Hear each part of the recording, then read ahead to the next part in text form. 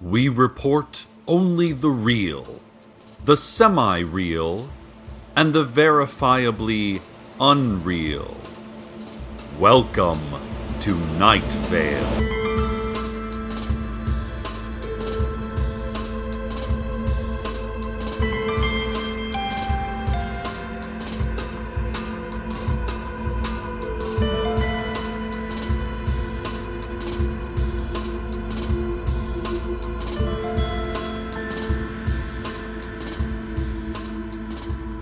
Here at the station, we have been receiving many calls and emails over the last several months asking us about Koshek, the cat found hovering in the men's bathroom. Well, he is doing just fine, and thank you very much for your concern. In fact, he recently gave birth to an adorable litter of kittens. How does a he-cat give birth? Well, how does a he-cat hover in an immobile spot in a radio station bathroom? Some things just aren't meant to be questioned. Most things, actually. We slipped a note under station management's door asking if we could keep all those adorable floating kittens. Management responded with a great thrashing behind the closed door of their office and a localized rainstorm in the break room. We are still working with the station oracle to understand their message, and we will let you know soon what we do with the kittens. Exciting news from the Night Vale chapter of the Boy Scouts. Two of their members, Franklin Wilson and Barton Donovan, have achieved all the necessary requirements to advance from the rank of Fear Scout to that final and most terrible of ranks, Eternal Scout. The ceremony will take place at an unspecified time today in the hole in the vacant lot out back of the Ralphs, and anyone is invited to attend.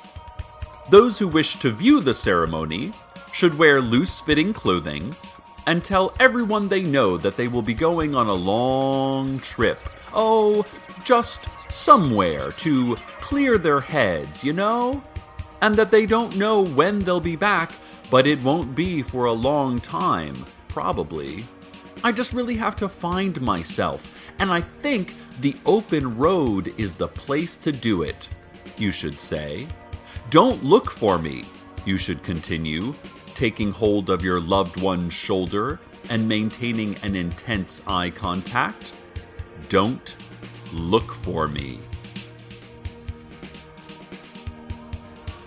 The City Council voted this week to make death a meritocracy. For all of human existence, death has been a communistic sort of event, the council said in a prepared statement, and that we live in America, where it is not the government's job to give death to every single citizen. The council noted that from now on, death would be earned through hard work and productivity, not just as a handout for every resource-sucking freeloader on the street. If you want to die, the council said, you will have to achieve death yourself. Not everyone gets to die, and that's just how it will be. The vote won by a small margin, with the opposition split between keeping death universal and others pushing for banning death altogether. Listen, Night Vale, I don't know about you, but I am for this new merit-based system of death. If everyone gets to die, then no one will really value death. I used to be young and idealistic and think that death was a human right, that everyone deserved to die. But now I realize that dying is very hard work. I'm working hard every day trying to die. But you don't hear me complaining, oh, government, where's my free death? No. When I die, I want to have earned it.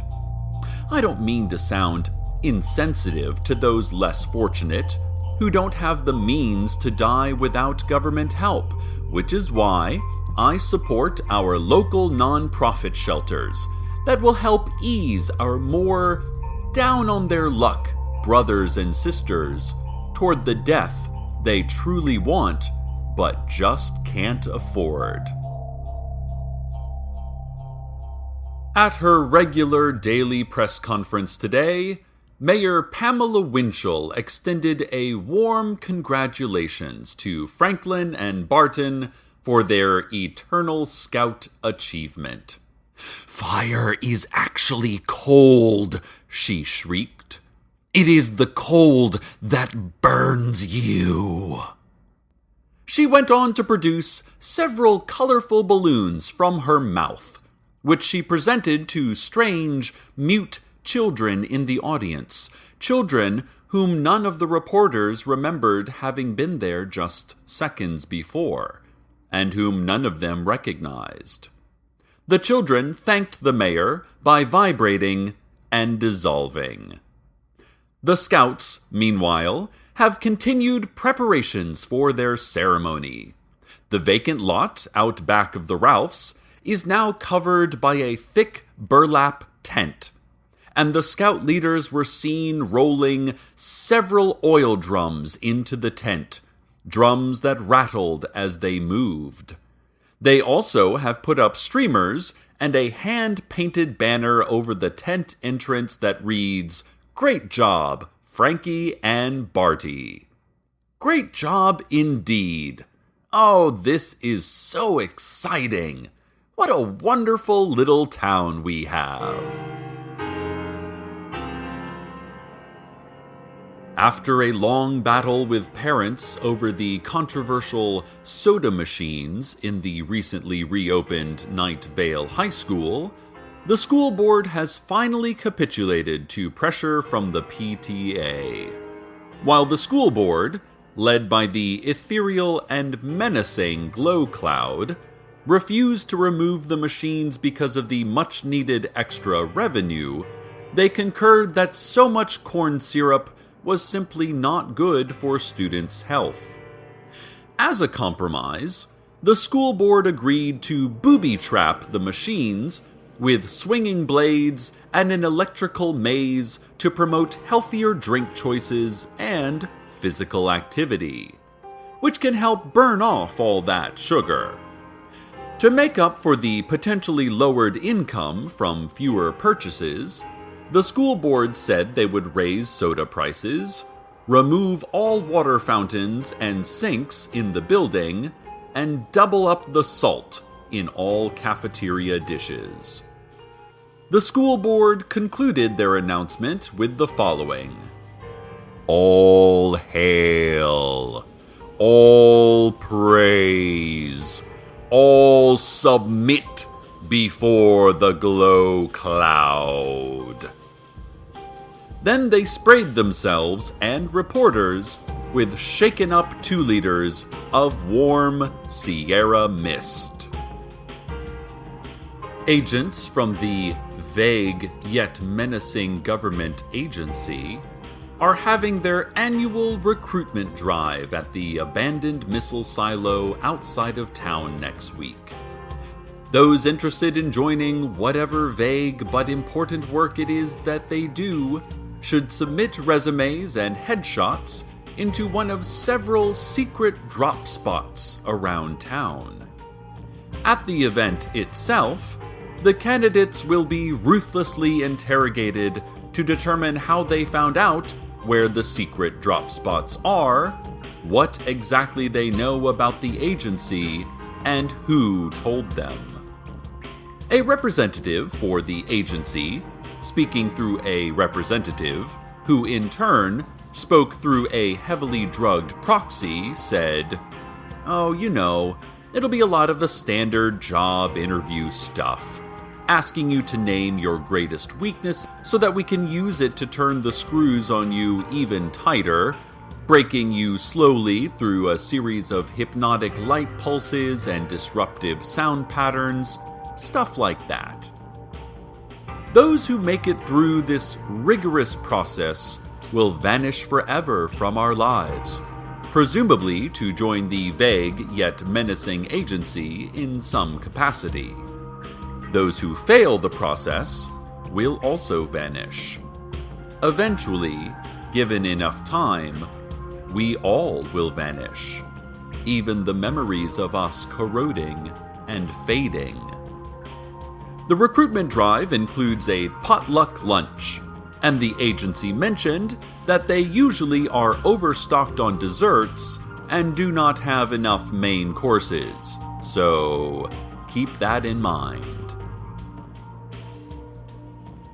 If you want to witness the Eternal Scout ceremony, now is the time to run to the burlap tent over the vacant lot out back of the Ralphs.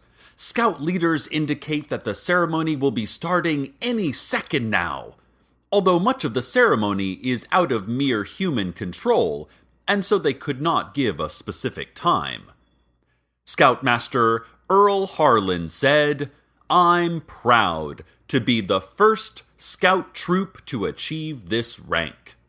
I'm also terrified to be the first Scout troop to achieve this rank. The two emotions are mixing inside my body, and it's confusing. It's confusing." He shivered. "We could have had something, Cecil. Always remember that," he concluded, clutching my arm before walking, head bowed, out of the studio. Well, I think we're all both proud and terrified most of the time. And that's because we live in the best town in this county, in this state, and in this nation. That's where the pride comes from. The terrified part is because life is terrifying. It just is. And now a word from our sponsors. Losing hope, hard to see a way out. Hope, losing it, lost? Lost in a cave? Lost in a cave that spirals around a single obsidian column, lit dimly by a source that does not seem to be either above or below. Hard to see? Scrabbling amongst the rocks for any landmark that might tell you from whence you came to where you should go? Depressed? Suffering from depression? Suffering? Tripped on a rock and tumbling for a painful eternity down the evenly lit, featureless spiral? Losing hope? Six Flags Desert Springs, just off exit 64 in Night Vale. The Night Vale Medical Board announced today that they can't help you. Not if you're going to keep screaming like that. They also asked that you clean up a bit before you come in. They don't want to get sick. One of the major problems we face as doctors is the sheer amount of blood, said Suzanne Thurgood, publicity director for the medical board. We get so much blood all over our floors and jeans and copper magnet bracelets, it becomes nearly untenable. Thurgood added that the best thing to do if you are unable to stop bleeding is to first take a few breaths. Calm yourself. This should help you concentrate on not bleeding. Then, once you have finished bleeding, come to a doctor's office. It's not a matter of medical training, Thurgood said. It's simply a matter of respecting other people. Thurgood then lit a cigarette and placed it expertly into the mouth of a low-flying hawk. As the bird flew away, a distant clock tower chimed the quarter hour, and a gentle rain began to fall. This has been Community Health Tips. Reports are coming in that the Eternal Scout ceremony has started, and that herds of strange, mute children are streaming out of the burlap tent, filling all public and private spaces and standing silently, as though awaiting an order from some unknown higher source. The sheriff's secret police advise that the children are creepy, and that they are creeped out by them. I myself count 5 in this recording booth with me. Exactly half of them boys, and half of them girls. Who knows for what purpose these children have come to us, and to what end their actions will take us? Who knows anything, actually, for sure? Let's go, surrounded and confused, vulnerable and trembling, to the weather.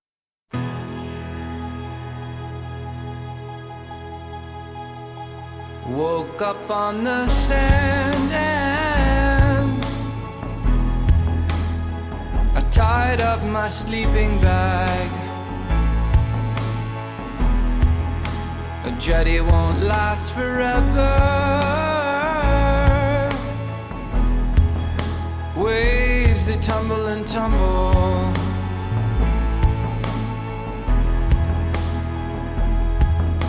Stone by stone, I ended here all alone, and brick by brick I walled myself from happiness, and eucalyptus piled high, I'm shivering by a flaming fire.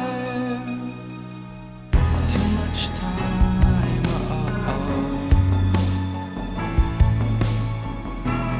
too much time gone by, and I can't find you if I tried. Too much time,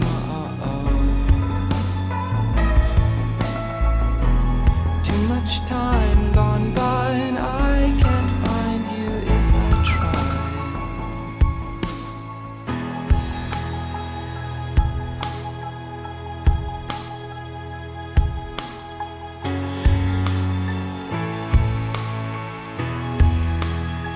Rolled up my mat, I've got no obligations. Packed up my pots and pans, and freedom is overrated.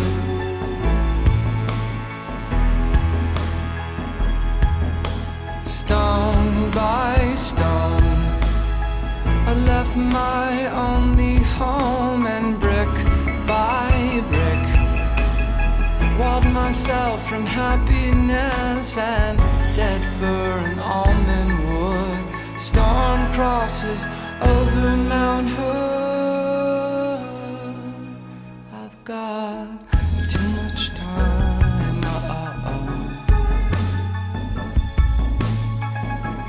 too much time gone by, and I can't find you if I try. Too much time.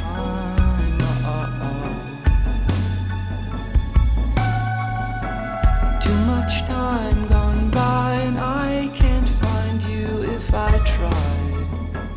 Too much time, too much time gone by, and I can't find you if I tried. Too much time,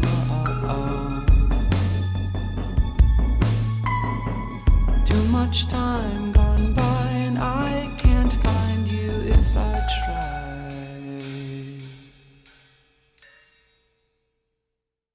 The ceremony is over, dear listeners. The children are gone. It seems we have come through this crisis, as all crises before, safe and sound. The alarm, only a false alarm. The children that had surrounded us were not the threat we imagined. After their period of ominous silence, all they did was attack, savagely dragging many citizens with them into the tent over the vacant lot out back of the Ralphs. Secret police indicate only 10 or so people were taken, and maybe a dozen more killed. How foolish we were to worry. How much of our lives we spend building complex prophecies of fear, when the world itself is just the world we have always known and gotten along in. Scoutmaster Harlan was one of the ones taken. I hope that he continues to be both proud and terrified in whichever new reality he finds himself. I think often about the last moments with him and the things that were said. I think often about many things. Other things I think less about. Franklin and Barton, now and forever holding the rank of the Eternal Scout, have been preserved and placed in glass cases out front of the City Hall, a reminder to all who pass of the risks and rewards of bravery, of loyalty, of being a scout. May all children who see them feel a swelling of pride, except that horde of mute children from some other world. Those children, hopefully, we will never see again. Listeners out there, listeners out in the vacant night, clinging to my voice as a simulacrum of companionship, remember, fear is consciousness plus life. Regret is an attempt to avoid what has already happened.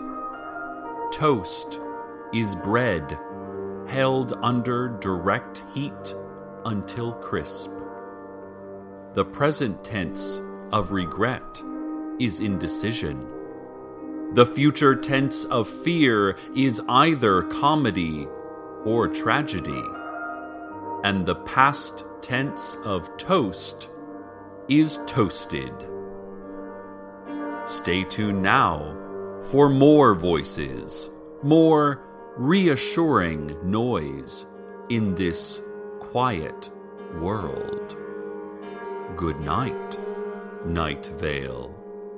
Good night.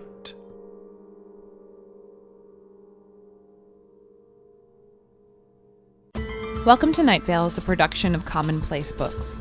It is written by Joseph Fink and Jeffrey Craner and produced by Joseph Fink. The voice of Night Vale is Cecil Baldwin. Original music by Disparition. All of it can be downloaded for free at disparition.info. This episode's weather was Too Much Time by John Vanderslice. Find out more at johnvanderslice.com. Want to have your music featured in the weather section? Want to contribute your talents to the show? Just want to say hi? Email us at nightvale@commonplacebooks.com or follow us on Twitter at @NightValeRadio. Check out commonplacebooks.com for more information on this show, as well as our books on the unused story ideas of H.P. Lovecraft and what it means to be a grown-up. And while you're there, consider clicking the donate link. That would be cool of you. Today's proverb: Mamas, don't let your babies grow up to be cowboys. Show them pictures of cows when they're young and administer brief electrical shocks.